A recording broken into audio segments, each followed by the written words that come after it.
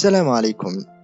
Ardaygii dhacay ee sameeyay $38 bilyan qisadii guusha aasaasaha Alibaba, Jack Ma.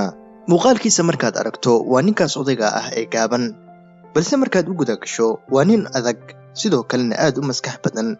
Waxaa magaciisa la yiraahdaa Ma Yun. Waa nin dhowl cadayn badan, dhiirigeliyana dhalinyarada. waxa uu ku guuldareystay inuu shaqooyin badan helo, haba ugu yaraatay inuu kabalyeeri ka noqdo ama waiter. Mid ka mid ah meheradaha cuntada ee loo yaqaano KFC oo xilligaas China timaaday. 24 qof ayaa loo baahnaa si ay shaqada u galaan. waxa uuna ka mid ahaa 24kaas qof, waana waayay shaqadii ka waran. guuldarooyinkaas ma aysan joojin Ma Yun, ma uusan niyad jabin. waxa ayna maanta hantidiisu dhan tahay ilaa $38 bilyan Mareykanka ah. Sidee ku gaaray heerkan? ila daawo taariikhdiisa, halkankii uu ku soo dhisay shirkadda ugu weyn ee China ee qaabka online-ka wax ku gata ee Alibaba. Inta aan guda gelin barnaamijkeena, waxaan si xushmad leh kaaga codsanayaa inaad subscribe tiraahdo, naguna soo biidho. mahadsanidin. 1964 ayaa Ma Yun waxa uu ku dhashay Hangzhou, waddankaasi China. hooyadiis iyo aabihiis waxay qaraaci jireen gitaarka si ay quutulyoomka uga raadiyaan. waxa ay Ma soo koriyeen xilli waddankaasi China uu ka talinayay xisbigii shuuciga ahaa, kaasoo dunida kale ka gooyay. markii madaxweynihii xilligaas soo booqday Hangzhou ee Nixon, ayaa waxay magaaladu noqotay magaalo dalxiis.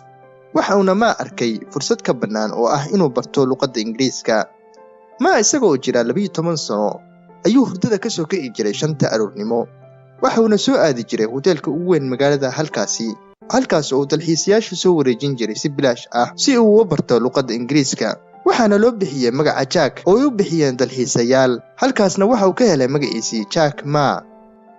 inkastoo uu Jack Ma lahaa hanka ah inuu barto luqadda labaad ee Ingiriiska, haddana kuma fiicneen waxbarashada oo wuxuu ku guuldareystay waxbarashooyinkiisii dugsiyadii hoose 2 jeer, tii dhexe 3 jeer. imtixaankii lagu galayay jaamacadda waxa uu ku dhacay 2 jeer, waxaanu inta badan ku hooseyn jiray xisaabta. mar uu waraysi bixinayay ayuu waxa uu yiraahday Jack Ma, ilaa imanka xisaabta kuma fiicni, xataa kuma fiicni akhrinta riboodyada xisaabta ama accounting-ka. ninka intaasoo guuldaro soo arkay waxa uu ku hamiyi jiray inuu ku biiro jaamacadda Harvard University. waxaanu codsaday inuu ku biiro ilaa 10 jeer. 10kii jeerna waa laga aqbali waayay inuu ku biiro Harvard University. ma uusan niyad jabin Jack Ma, oo waxa uu naftiisa u sheegay maalin uun ayaan bare ka noqon doonaa jaamacadda Harvard University. markaas kadib ayuu waxa uu codsaday jaamacadda macallinnimada ee Hangzhou, taasoo lagu tirin jiray inay ahayd jaamacadaha ugu hooseeya magaaladaas. waxauna ku guuldareystay imtixaankii aqbalaadda 2 jeer. markii saddexaadna waa ku guulaystay. waxauna bajulartiisii ku diyaariyay Ingiriiska maadaama uu xisaabta aad ugu liitay. markii uu jaamacadda dhameeyay ayaa madaxweynaha jaamacadda waxa uu ka codsaday inuu ka ballan qaado inuu jaamacadda bare ka noqdo muddo 6 sano ah. Jackna waa aqbalay. inkastoo ay fursado badan soo mareen, haddana ballankiisii ayuu sii watay. waxauna ka bartay intuu macallinka ahaa dulqaadka iyo bulshada dhaqanka. markii uu muddada 6 sano ahayd dhamaystay ayaa Jack Ma waxa uu isku dayay inuu codsado shaqooyin fara badan oo gaaraya ilaa 30 shaqo. dhammaantoodna waa laga diiday.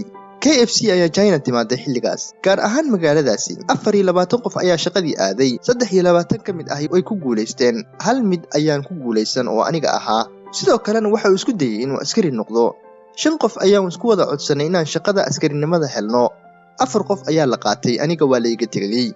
Jack Ma oo ka sheekeynaya taariikh nololeedkiisa ayaa wax uu ku daray: aniga iyo adeerkay ayaa waxaan saf dheer u galnay maalin qorraxdu aad u kulushahay. shaqo kabalyeernimo ah, hotel cusub oo magaalada laga furay xilligaas. adeerkay oo iga darajo hooseeyay ayaa la aqbalay, anigana waa la ii diiday.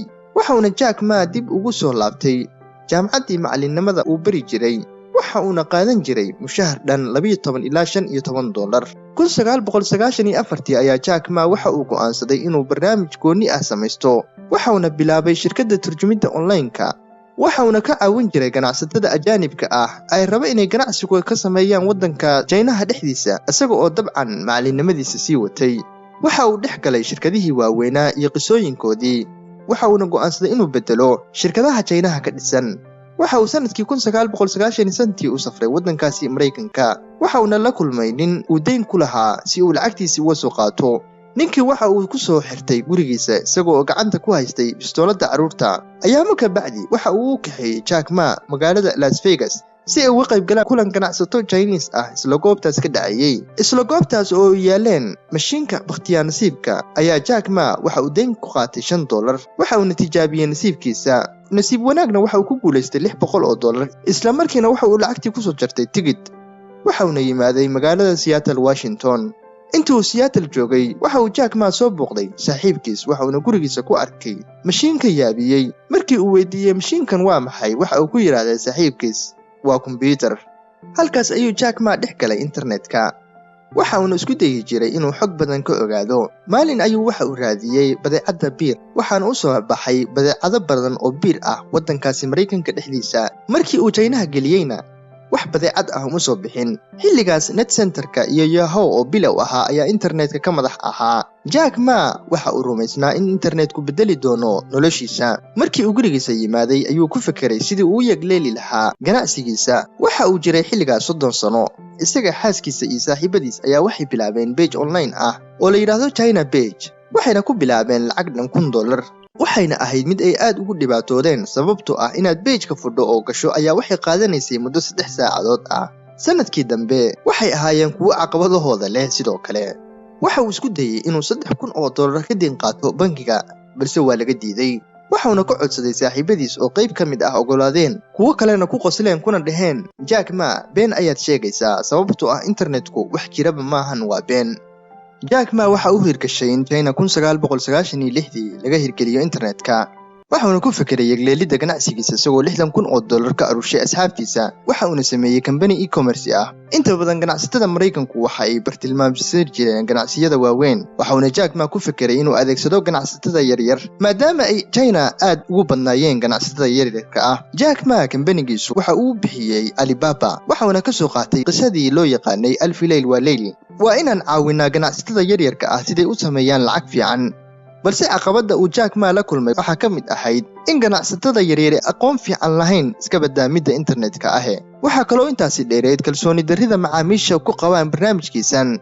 waxa kaloo caqabad ku noqotay Jack Ma iyo kooxdiisa in aysan China lahayn qaab online ah oo lacagaha lagu kala dirsado. waxayna abuureen hab la yiraahdo TrustBus oo aad ganacsiga ka diiwaan gelinayso shirkaduhuna badeecada kaga iibsanayaan. sidoo kale dabcan waxay qaadan jireen fee yar. tani waxay sababtay in ganacsiyo fara badan iska diiwaan geliyaan website-kaas. 1999 ayaa shirkadda Goldman Sachs $5 milyan ku maalgelisay. sidoo kalena SoftBank ayaa $20 milyan ku maalgelisay. si xawli ah ayay kor u soo kaceen 3 sano ugu horeysay. 3 sano ugu horeysana wax faa'iido ah ma aysan samayn. Jack Ma oo dhahaya ayaa wuxuu leeyahay, waxaan magaca Alibaba ugu bixiyay sababtu waxa weeye waxaan guuldareysanay 1,000 jeer mana garanayn qaab aan lacag uga samayno. markaas kadib ayaa waxaan isku xirnay badeecado ay keenaan ganacsatada Chinese-ka ahi qaab ay uga dhoofshaan ganacsatada Mareykanka qaab online ah. taas ayaana badbaadisay. wixii markaas ka dambeeyay kor ayaan u soconnay. shirkadda eBay oo markaas timaaday China ayaa shirkadda Alibaba iyo Jack Ma waxay u arkeen in caqabad ku noqon doonto. inkastoo ay eBay qaab online ah lacagaha ku bixiso, haddana waxa uu ogaa Jack Ma inay caqabad ku noqon doonto mustaqbalka oo ka daba imaan doonto ganacsigiisa online-ka ah. maalin maalmaha ka mid ah ayaa Jack Ma xafiiska dhexdiisa waxa uu ka codsaday shaqaalihii inay gacmaha ku istaagaan, taasoo yaab dhalisay. Jack oo ahaa qofkii ugu weynaa xafiiska ayaa ku istaagay gacmaha sida muuqaalka ka aragtid. iyaguna dhammaantood waa ku wada istaageen. waxa uu yiraahday, markaad adduunka ka fiiriso kuna fiiriso qaab rogan, waxaad u arkaysaa qaab ka duwan markii aad lugahaaga ku taagnayd. waxaana samayn kartaa waxyaabo fara badan oo aadan horay u samayn. si uu Jack Ma ula tartamo eBay waxa uu sameeyay Taobao, micnaheeduna yahay raadinta qaniimo ama johrad. waxa uu Jack Ma u yeeray 6 qof oo Alibaba u shaqayn jiray. waxaana ku yiraahday, waxaan idin hayaa shaqo, laakiin bishardi haddii aad doonaysaan inaad ogaataan shaqadan waa inaad ka baxdaan Alibaba. kadibna ay goob qarsoodi ah ugu shaqeeyaan, cidnana aysan u sheegin barnaamijkooda ay ka shaqaynayaan xataa qoyskooda. Jack iyo kooxdiisuba waxay dhiseen Taobao. waxay bixin jirtay adeegyo dheeraad ah oo aysan eBay lahayn, sida inaad toos ula xiriirto ama ula xiriiri karto macaamiishaada, iyo sidoo kalena ganacsatada loola soo xiriiri karo. sanadkii 2005 ayaa Taobao waxay gaartay heerkii ay rabtay, waxayna ka guuleysatay eBay. waxaa kale oo meesha ku jirtay caqabad kale oo ah in dadka China intooda badan lacagta ku bixin jireen si toos ah maadaama aysan lahayn credit. waxauna Jack Ma ku fikiray inuu xalliyo caqabadan. waxauna sameeyay barnaamij la yiraahdo Alipay kaasoo si online lacagta ugu bixin kardho.